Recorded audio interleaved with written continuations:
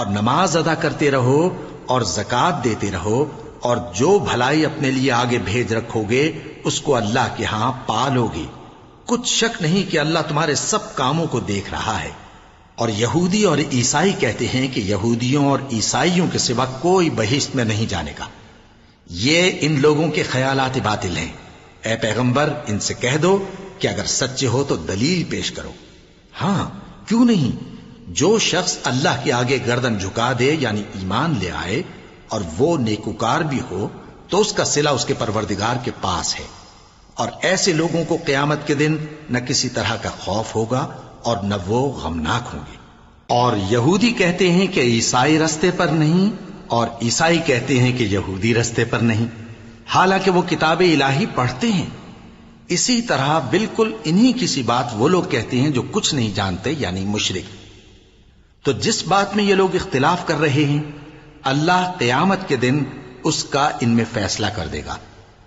اور اس سے بڑھ کر ظالم کون جو اللہ کی مسجدوں میں اللہ کے نام کا ذکر کیے جانے کو منع کرے اور ان کی ویرانی کے لیے کوشش کرے۔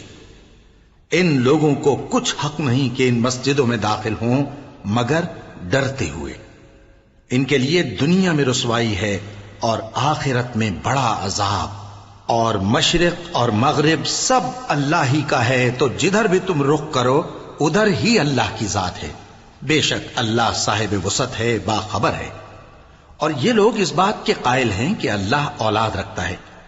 نہیں، وہ پاک ہے، بلکہ جو کچھ آسمانوں اور زمین میں ہے سب اسی کا ہے اور سب اس کے فرما بردار ہیں۔ وہی آسمانوں اور زمین کا پیدا کرنے والا ہے، اور جب کوئی کام کرنا چاہتا ہے تو اس کو ارشاد فرما دیتا ہے کہ ہو جا، تو وہ ہو جاتا ہے۔ اور جو لوگ کچھ نہیں جانتے یعنی مشرک، وہ کہتے ہیں کہ اللہ ہم سے کلام کیوں نہیں کرتا یا ہمارے پاس کوئی نشانی کیوں نہیں آتی۔ اسی طرح جو لوگ ان سے پہلے تھے وہ بھی انہی کسی باتیں کیا کرتے تھے۔